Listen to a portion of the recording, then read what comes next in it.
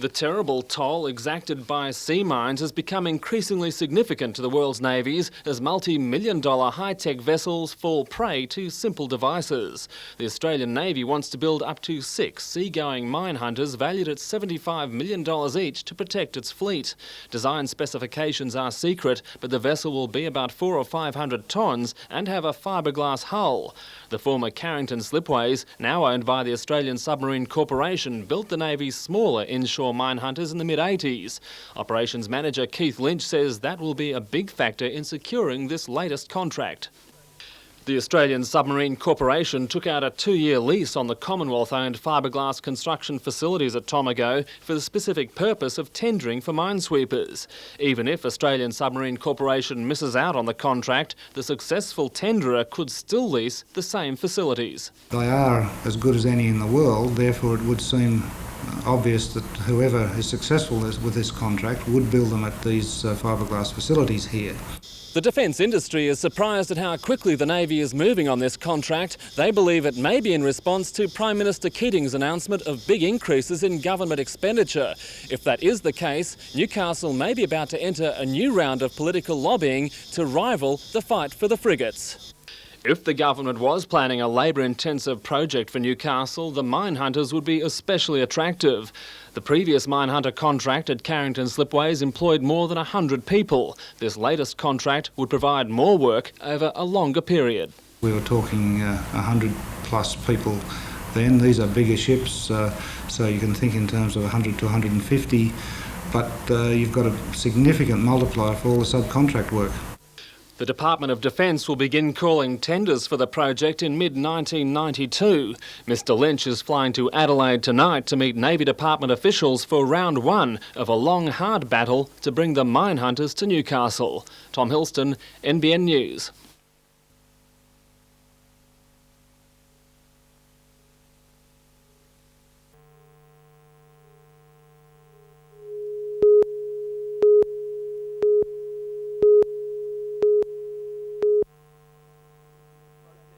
The processing of meat safe for human consumption is a highly skilled and expensive job. Abattoirs can spend more than $200,000 each year on compulsory health checks. We have 5 different authorities, from the local council to the Meat Industry Authority, Department of Primary Industry and Energy. They have 2 controls, and AusMeat, or Australian Meat and Livestock Corporation, to make sure that our product is of higher standards for the consumer.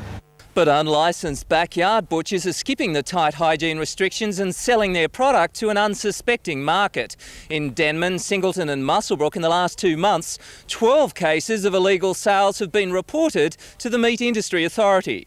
The meat is being sold in pubs and clubs, even on street corners. But authorities and abattoir workers fear a major health risk, with potentially fatal diseases such as TB and brucellosis easily transmitted. The backyard butcher is not under any control whatsoever. His hygiene is usually could be a tree or it could be a garage. Farmers who kill a beast on their own property for their own consumption are exempt from tough laws to try and stop the slaughter. Anyone else caught can face fines between $10,000 and $50,000 and a possible jail sentence. Peter Ryan, NBN News.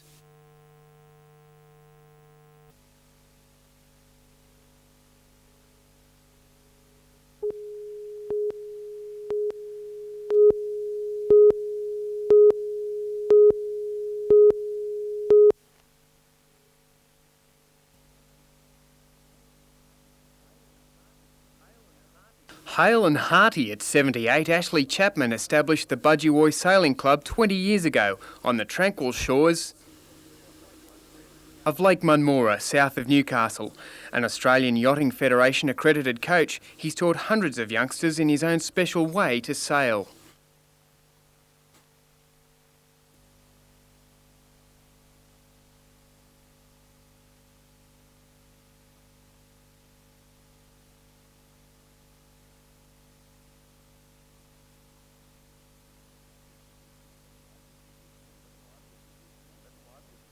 The club has produced national champions and is an active interclub contender. About 50 members aged from 6 to 60 come back year after year to sail under their diminutive despot, rumoured to be a Captain Bligh.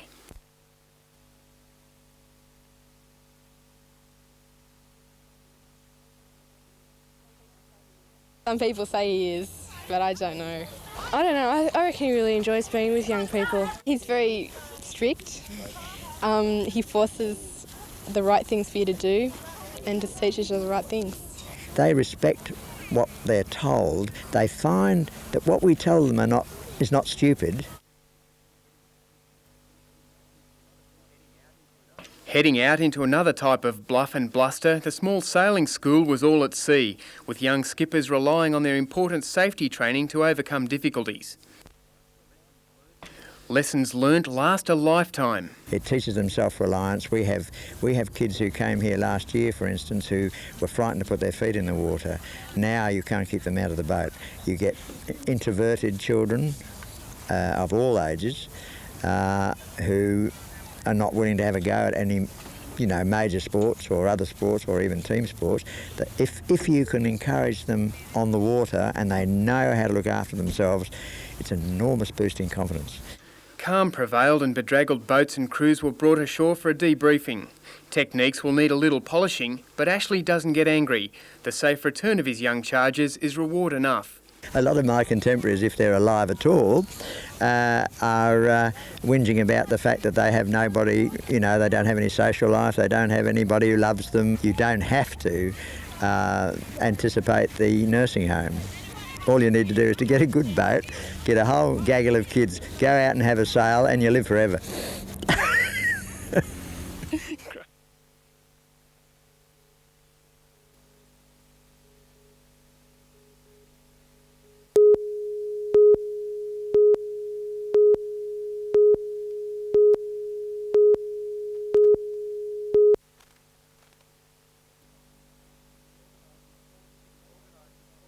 Organisers called it a motorcycle spectacular, motocross and supercross on the same bill.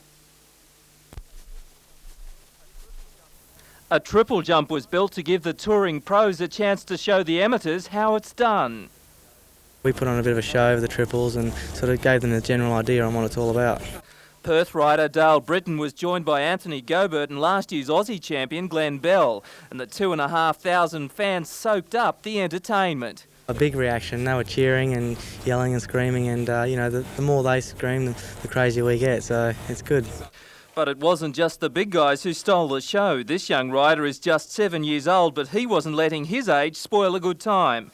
Chaplain Peters won the 80cc race. In the local motocross events, Dean Thomas beat Ian Darcy in the B grade, and in the B grade 2, Chad Thomas outgunned Alan Foster.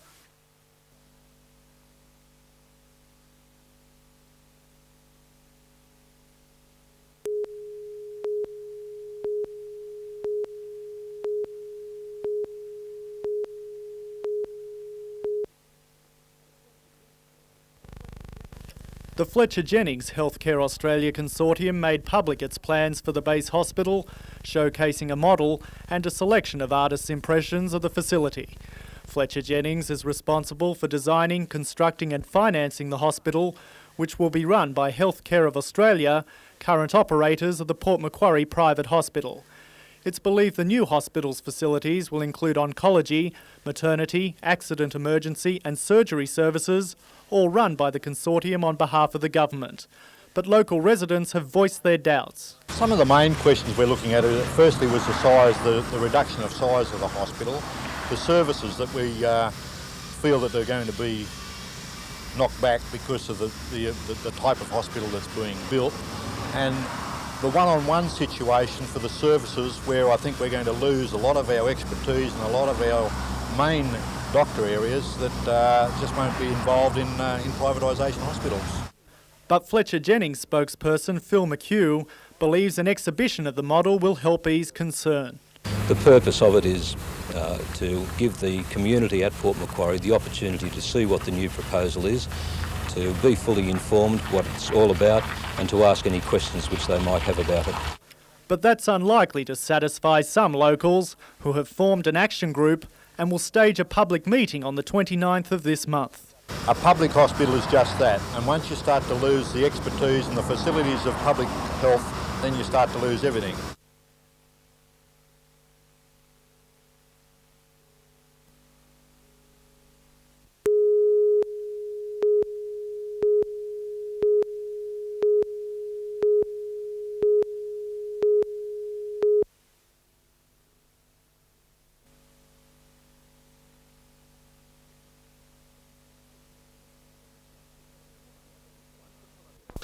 Once upon a time, there was a father called Robert, a mother called Anne, a little boy called Benjamin and a little girl called Veronica, who all wanted to see Australia and act on the stage as well.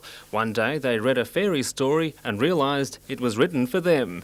The centuries-old tale of Hansel and Gretel will be a centrepiece of the Lake Macquarie Freewheels Theatre when it performs at the Adelaide Fringe Festival in March.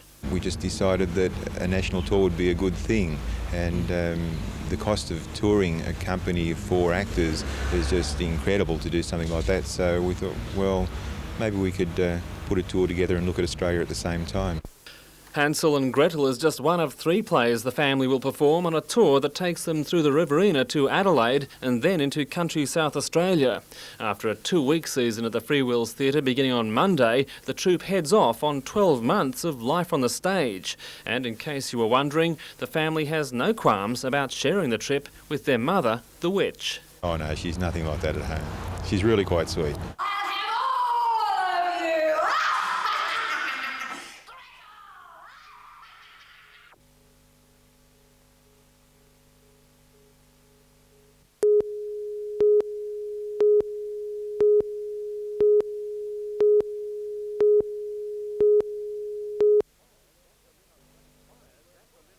Buyers at the Linnock Ram sale were cautiously optimistic, not paying record prices but showing keen interest in the lots. Interest that's a sign Michael Hogg describes as proving the worst is over for the industry. I see a very, very good future for our wool industry. The reason being that we have gone through the hard times. The government saw fit to disband the floor price, and people now that they can't rely on the floor, that they have to improve their flocks, and instead of running old 8-year-olds and 10-year-old sheep today, they've got to keep a younger flock, and the quality of their wool has to be better than that it has been presented in the past. Mr Hogg says smaller producers will have been forced out of the wool industry, but those who worked on flock improvement will survive. Principal of the Linnock Stud, Sperry Coventry, says the wool industry is on the way to recovery, but it won't ever reach the heady days of the 80s again. That was under the reserve price plan, and I don't think we'll see it back to that stage again, which might be in some ways a good thing because there was too much build-up of this stockpile, and I think it's better to have it, you know, being used, going into consumption as it's grown. And there was big prices. They bought it and they had to store it. They couldn't dispose of it. It was too dear for the factories and mills to buy, and there it was. Meanwhile, this weekend the merino industry will focus on the Southern New England Merino Field Days held at studs around Walker.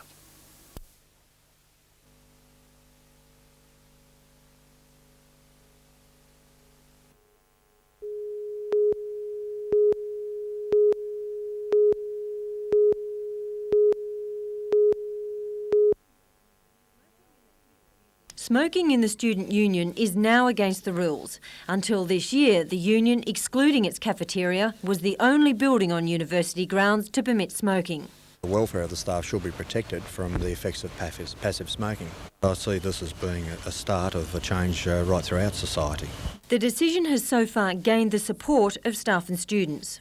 Particularly in the area where the food's served. I don't like eating where people are smoking. Non-smokers don't really inflict things upon smokers, but the reverse is true. There'll be no penalty. Peer pressure from colleagues will be relied on to enforce the law. The move has also received the nod from anti-smoking organisation Quit for Life. Passive smoking has been shown to cause lung cancer, heart disease, respiratory illness, asthma. It can trigger asthma, it doesn't cause asthma. Mrs Considine believes smoking bans will become more commonplace as the list of pending legal cases against passive smoking grows. Eventually it will be that legal action, I think, will force a lot more proprietors of places, of public places, to take into consideration making their areas smoke-free. For the university at least, any smoking must now be done outdoors. Catherine Lamond, NBN News.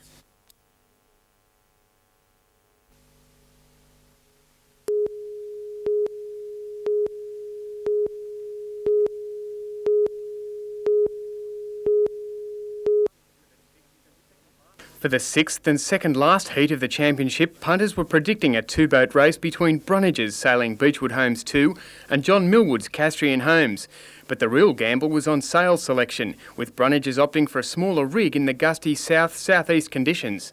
We feel confident in ourselves, but we don't know what the weather holds for us. And John's the same, because he's probably gone with a bigger sail than us today. He's got a bigger crew, so we're confident in our own ability, but we're not confident in the weather. The weather plays a very big part of it, wind shifts and everything, and it's the best man wins on the day. Not to be counted out of the reckoning, 30 other contenders took to the water in the hope of improving their standing in the progressive points score. Toronto dark horse Sponsor Wanted shot to the lead, pursued by Trevor Barnabas in Barracuda 2UE. Beechwood Homes 2 was back from the lead, but the duelling Castrian Homes suffered a costly setback with a snared spinnaker.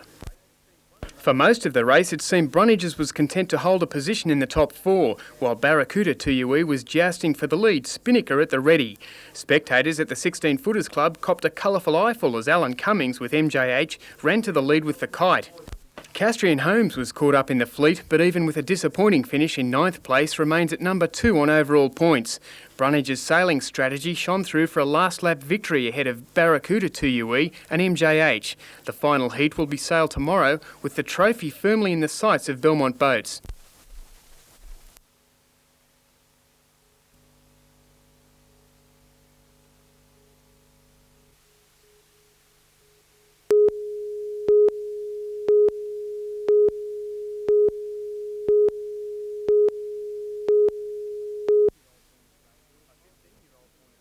A 15-year-old Warners Bay girl told police she'd been followed by a car and offered a lift by the male driver in his late 50s just after midday yesterday.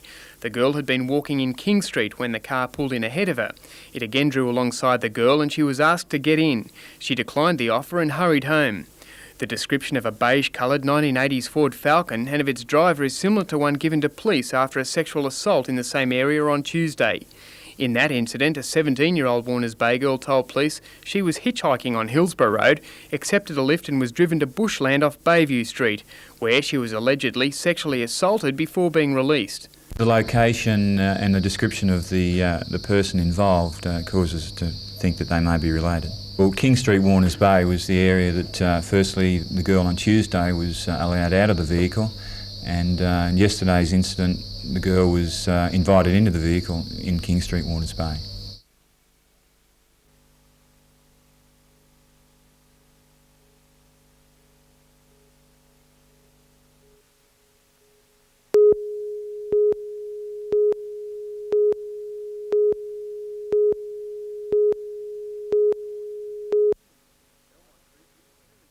Belmont crews were determined to seize the title. The big question was which boat would take the honour. Gary Brunnages in Beechwood Homes 2 and John Millwood skippering Castrian Homes had duelled their way through the progressive point score, leaving both in reach of a final heat series victory.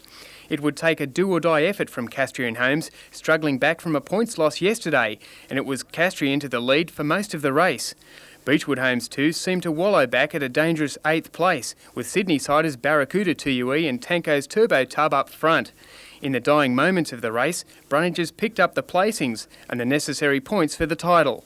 He was 4th over the line, but that didn't seem to matter. Brunnages, his crew and the Belmont Club celebrated as national title winners after 16 years.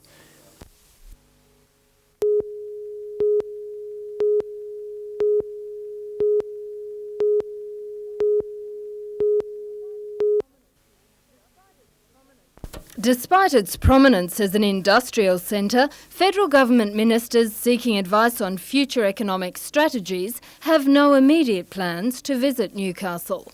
Instead, the Prime Minister will receive his information from business people in major capital cities. Newcastle Chamber of Commerce is critical of the decision.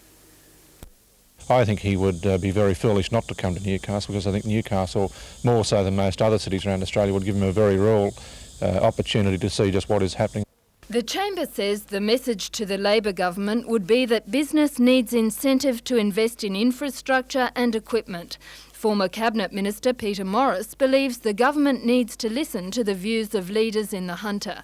He will discuss the matter with the Prime Minister's office tomorrow.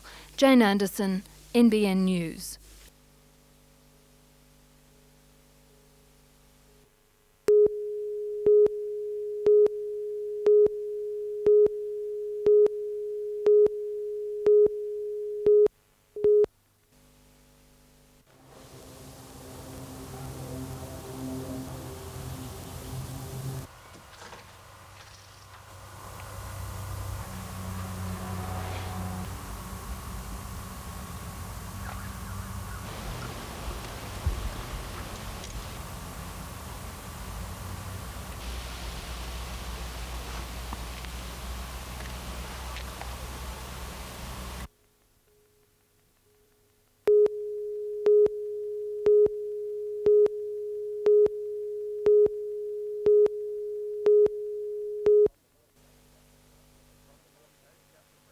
From the North Coast, Justin Rousell has had a fine year in the tough and very competitive field of boxing. 1991 was rewarding for Rousell, a bronze medal in the President's Cup Amateur Tournament in Jakarta, and then after being impressive in his earlier rounds was good enough to win a bronze medal in the biggest competition of the year, the World Amateur Championships at Homebush in Sydney. Scott Sunderland hails from Inverell, but like many Australian sportsmen and women, has to seek fame and fortune overseas, and the cyclist has developed into one of the best. Scott had wins in Italy where he defeated Greg LeMond, finished 43rd in the world professional titles against 230 riders, and finished 4th overall in the Australian Sun Tour. Nick Wood is touted as a future world surfing champion, and 1991 started in a blaze of glory with a win in the Billabong Pro event in Hawaii, where it takes a special person with plenty of courage to tackle the huge walls of water. Nick hung on to his place in the top 16 before relinquishing his grip late in the season. Nick is sure to be a major threat on the tour in 92. The live telecast of the NBN St George Sports Star of the Year Award this Friday night at 9:30.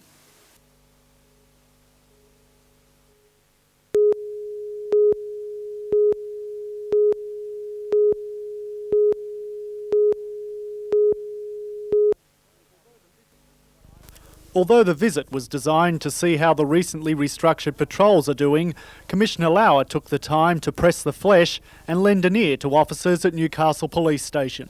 One issue raised was the prospect of volunteer police.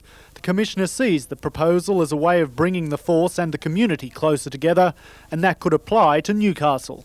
And I would see an invitation to the community, which I'm sure would be accepted, to come and join us in centres like the Garden Centre Shopping Centre, where that facility could be manned during the total hours that the shopping centre is open.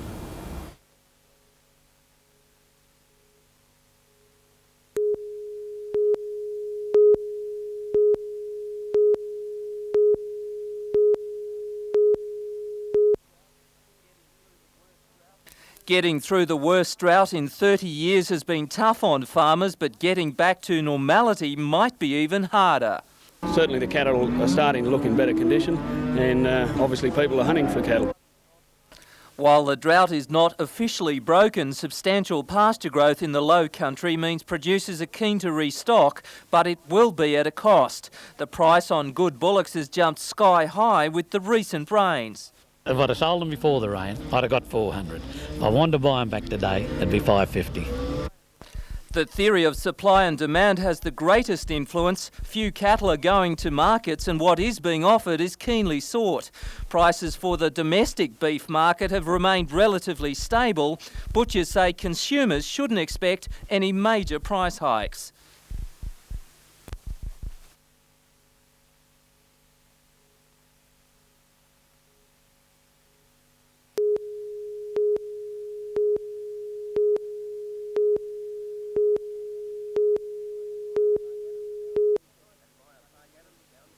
At Myer Park, Adamstown, Ken Kaiser was conducting one of his annual clinics, teaching the junior footballing talent of the North the basic skills of the game, along with more advanced soccer movements.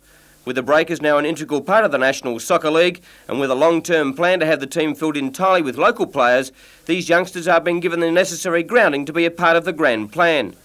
At National Park, some of the state's top coaches lent a hand to educate the future representative players of this region, and hopefully the nation. Newcastle has always been strong in netball, and today Margaret Corbett, Bronwyn Williams and Fiona Duncan handed on some hints. At the Wickham Park Badminton Court, Kalistus Torres, a former Indonesian representative player and now fully fledged coach, was also hard at work teaching youngsters about the finer points of the game. Newcastle has always been strong in badminton also, and it's hoped this clinic will continue the development of the game.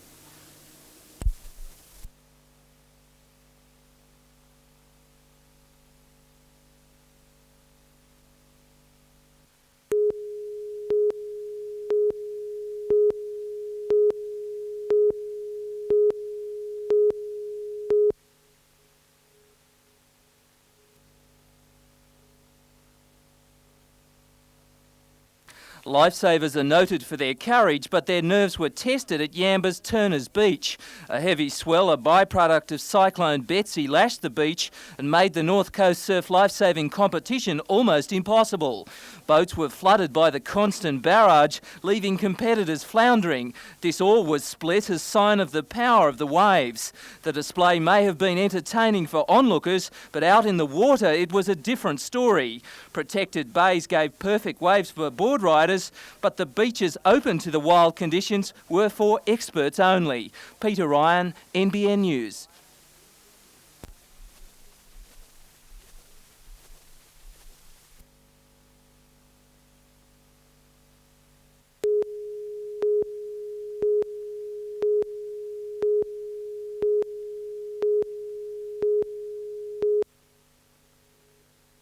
Stuart Deering has been able to do what so many sons of famous fathers can't do, emulate his dad's deeds. Although there is a long way to go to repeat Paul's 3 Olympics, Stuart has had the distinction of representing his country on home soil and also overseas. Stuart is a goalkeeper with enormous potential, and a stint at the Australian Institute of Sport will aid his chances of a trip to Barcelona. Rhys Duncan of Grafton is undoubtedly the world king of the wave ski.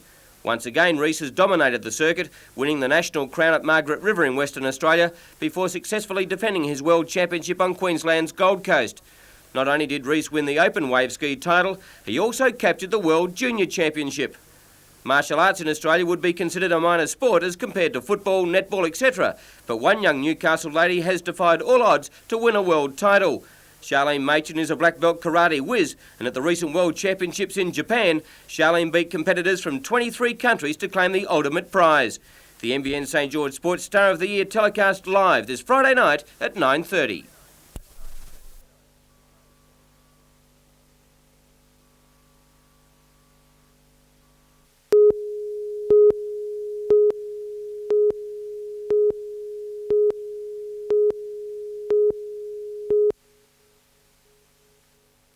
The Manning River is expected to attract speedboats and sailing craft in the hundreds for the week-long festivities. They commence next Saturday with the crowning of the Aquatic Queen, followed by a triathlon, street parades, concerts and sideshow rides. Organisers are pleased with the support from local businesses and big crowds are expected. From a tourism point of view, it's a major event on the calendar of events for the coast, and you only need to try and get accommodation during that weekend to see how successful it has been. And most of the accommodation places do very well that weekend, so therefore people are coming in from out of town.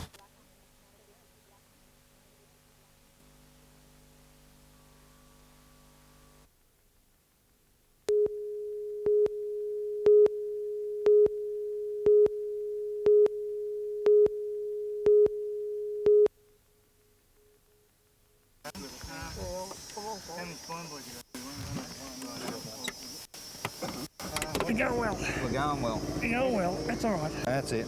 Keep going. Someone on that board. Yep.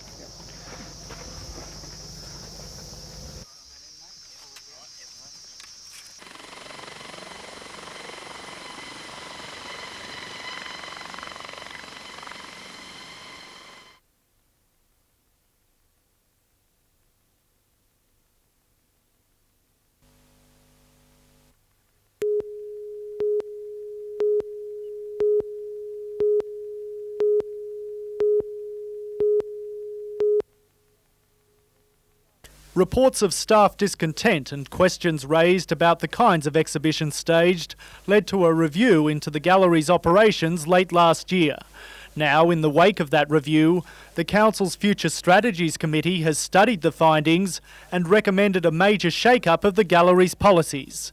The committee's recommendations include the formation of an acquisitions committee to review not only the policy of purchasing works, but also to consider donations to the gallery, the operation of the art gallery and the regional museum under separate management, and a review of the exhibitions policy, including matters such as exhibitions by local and student artists. Committee member Alderman Ashley Saunders says acquisitions has been a major focus of the recommendations. That will both broaden the scope of people who have a say in the direction the collection should take, and also should enable there to be checks and balances and accountability where the director is concerned, to try and avoid some of the problems that have been made public in the past. Alderman Saunders says the recommendations will be put before Council for its consideration. Meanwhile, the arts community, which has complained of being virtually locked out of the gallery, has welcomed the recommendations. For the first time we will see a formalisation of the policy, whereas up to now it seems to have been very much at the discretion of the Director so far as acquisitions are concerned. Scott Bevan, NBN News.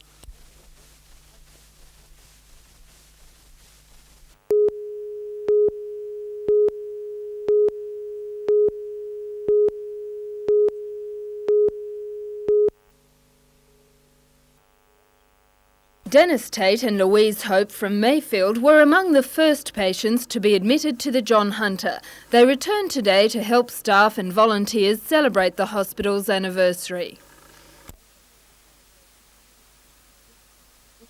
But its first year wasn't a happy one. The hospital consumed more than its fair share of the Hunter's budget.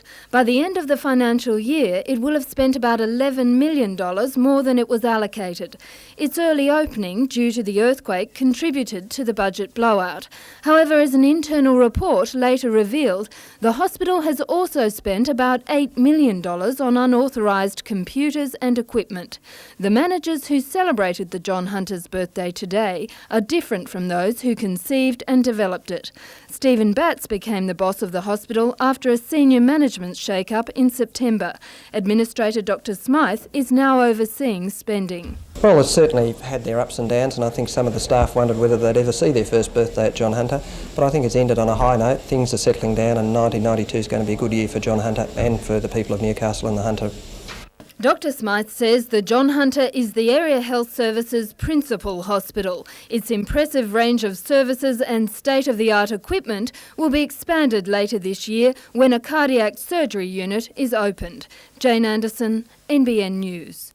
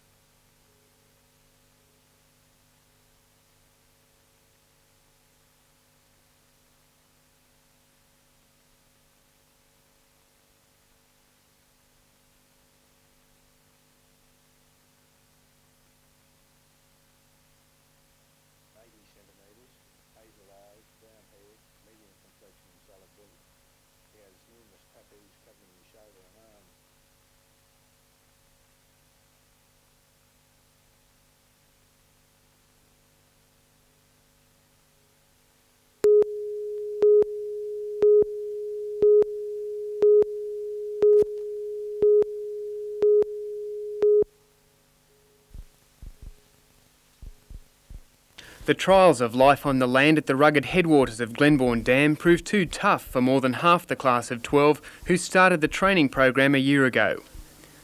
Only 5 remain, among them Casey McInnes. From the outset, he was determined to succeed. Everyone gets a break in their life, and this is one of the breaks for me, and I think I'm going to give it my best shot. It's been hard times, mate. The 5 of us have stuck it out, and we're going to make a pretty good go at it. I think we'll succeed. With kilometres of fencing and hectares of prickly pear-free paddocks behind them, the 5 remaining farmhands have formed a partnership and will have to compete for work in the tough rural market.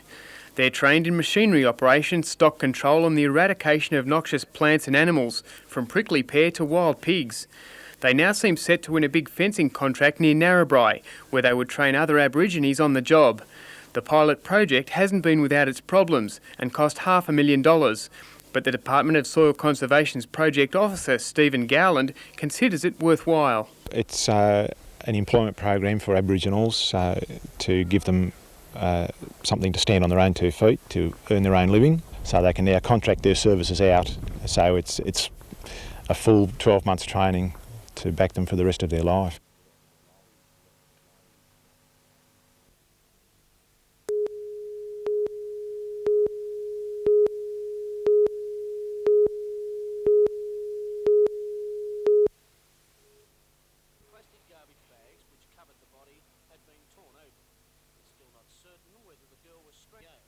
Desperate to identify the body found dumped in Guess Avenue on Saturday, Homicide police today dressed a store dummy in similar clothing, wearing a white bodysuit, check hot pants.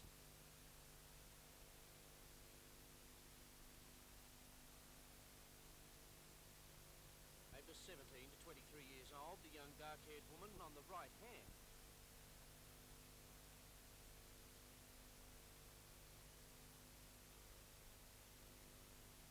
The body was discovered by a cyclist. Police believe someone else may have tampered with it